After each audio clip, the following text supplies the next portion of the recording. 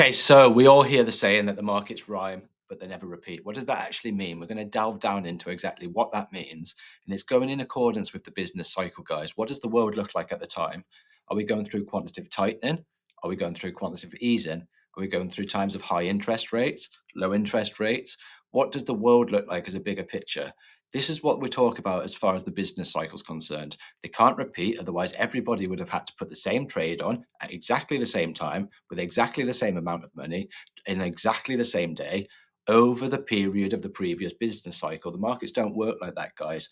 Things happen that are unexpected, things happen that cause fear in the market, that cause greed in the market, that cause stimulus, they pull out stimulus. All of these different factors play into the business cycle. And that's why we say it's about time in the market and not about time in the market. You can't time the tops, you can't time the bottoms. And in this video, we're going to go through why I think that this market's different this cycle, how this bull run could really play out, where we are in accordance with the previous bull cycle. Are we too far ahead? Is alt season cancelled? We're going to talk about all that today. Let's dive in. Okay, so this is a deep dive into cycles, but how is this cycle going to play out differently? This is what I think, guys, because there's a red herring that's been thrown in there, and I'm going to talk about that in the next video. But why do I think that this market's different? Because it's thrown me off a little bit, guys, and the markets are designed to throw you off. However, my thesis and the bigger picture is still in play, and I'm going to show you exactly why. But firstly, let's talk about the business cycle. What is a business cycle? The business cycle lasts around 4 years. The Bitcoin cycle, when Satoshi created Bitcoin, he'd built in around a 4-year cycle. Coincides with the business cycle, guys.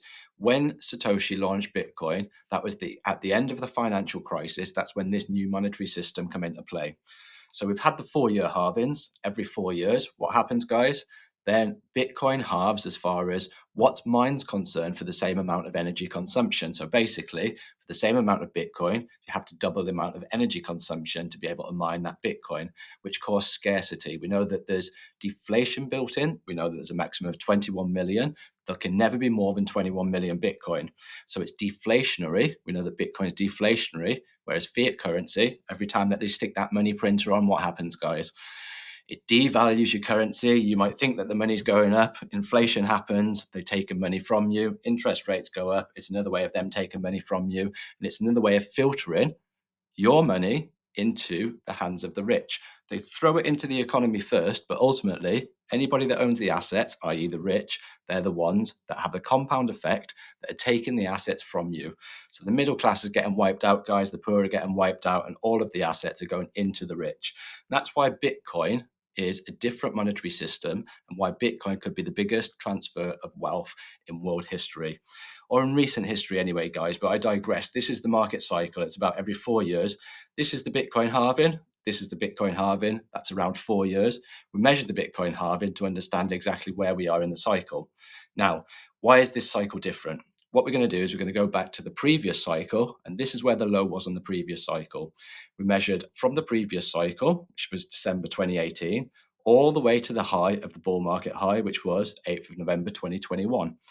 So that was a period of 152 weeks. Then we measured the previous one. That was a period of 152 weeks. The business cycle is around a 4-year cycle. There's 152 weeks. So we understand from the halving to the Bitcoin top, that was the 2017 top, that was 78 weeks.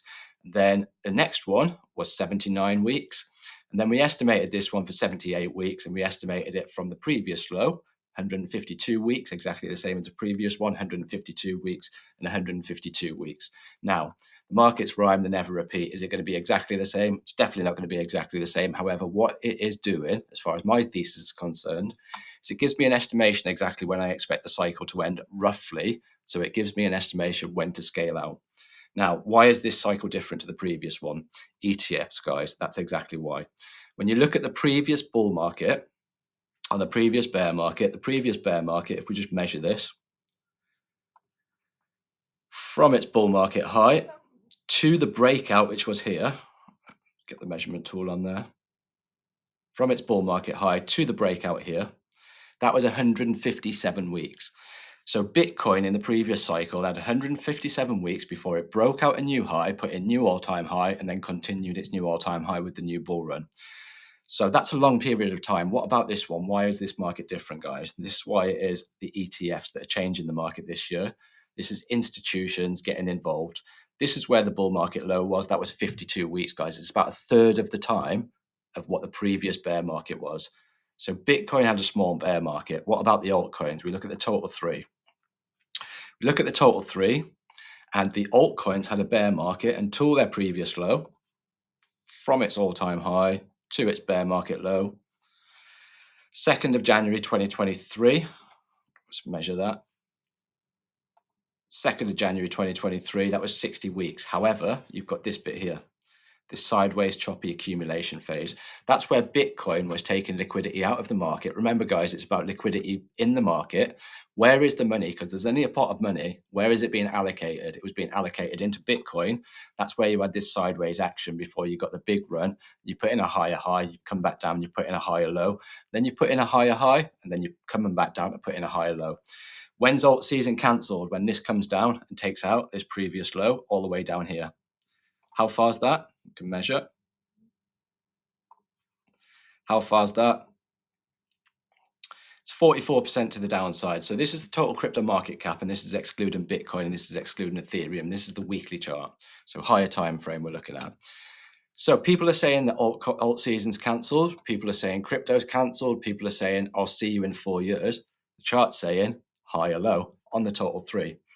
Now, what I'm going to do is I'm going to measure from the previous total three all-time high to the breakout to find out how long that took and find out exactly where we are in the market, if we're too late in the market, whether Altseason could potentially be cancelled. So let's measure this. There's its bull market high. There's it's not working very well today. There's its bull market high. There's its breakout, 164 bars. So we've got 164 bars. Let's see where we are in this cycle. There's its bull market high. Haven't had a breakout yet, and we are 172 bars.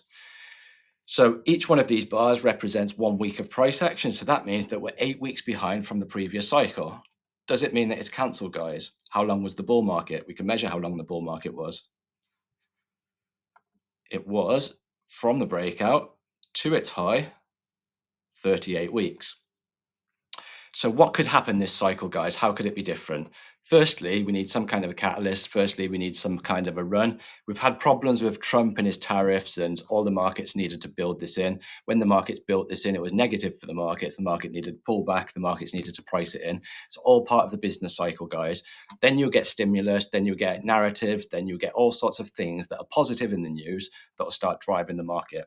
But it looks like it could be more of a 2017 bull run where it goes hard, it goes fast, and then potentially we might not have a mid-market crash. Now, why did I think that we were going to have a mid-market crash, and why is my thesis kind of changing at the moment? What I want to do is bring on this. So this is the weekly chart, and I want to bring in the moving average. We've got the moving averages here, and if I just clean this up a bit, the one that I'm concerned about is the 200 moving average. If I just bring that up, get rid of the 50, stick that on there, and then we're left with the 200. Now, this is why I thought that we'd have a mid-market crash. This is why I think that it's thrown me a bit of a curveball, guys, because I thought that we were going to run hard, and I thought selling May walk away was going to be a red herring. And I thought one of two things could happen in selling May walk away. And I'm going to be doing a video later on this. I thought that either it was going to run in May. Out of the last 10 years, guys, a couple of times it has run in May. Why do people sell in May and walk away? It's because institutional holidays sucks out liquidity out the market. People sell, they go away for a few months, liquidity comes back in around about September. That's why they do it. But why could it be different this year? It's because people all say sell in May, walk away. Everybody's saying sell in May, walk away. So does that mean that everybody's going to sell in May, walk away, absolutely just smash the market, and then everybody is just going to be in profit? Probably not.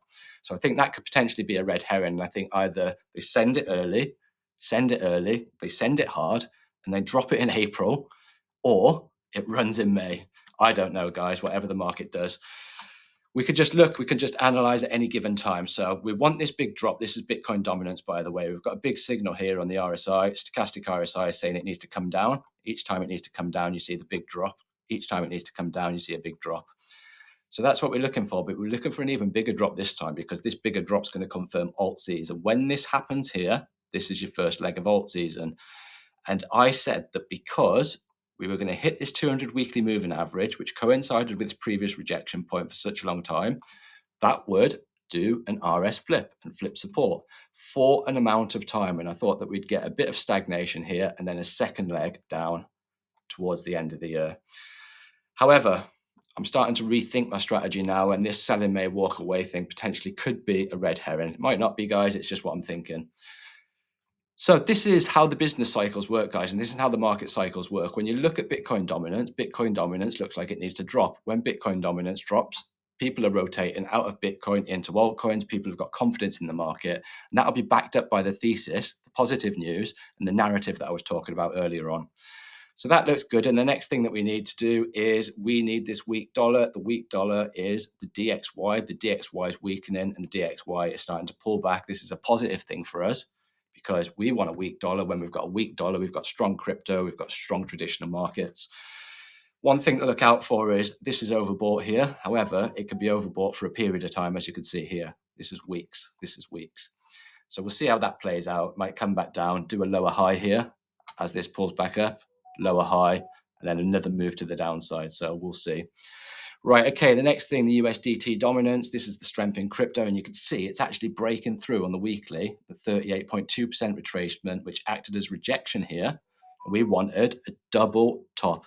We wanted a double top and a rejection. So this is one thing that we need to look out for in the week. We need to pull back down below this 38.2%. We've got 3 days and 13 hours. So we'll see how that plays out, because a weak USDT means people are buying crypto with their USDT. When they're holding USDT, the dominance is going up, people are scared, and people are holding stable coins. So you can see how they all correlate, guys. And the next thing and the last thing is going to be the ETH Bitcoin, because obviously when ETH starts outperforming Bitcoin, that's the first indication that you're going to get Altseason. When ETH starts outperforming Bitcoin and starts putting in these higher highs and higher lows, that is the period where the bull run runs. So all right, last thing, guys, get yourself on the Discord, completely free. Lots of great guys on there. Let's build this Discord up and start a community and see if we can get to 10,000 subscribers, guys. I just dropped one there. See if we can get to 10,000 subscribers by the end of April. That's my goal. Let me know in the comments if you want more videos like this. Take care of yourself and goodbye from me.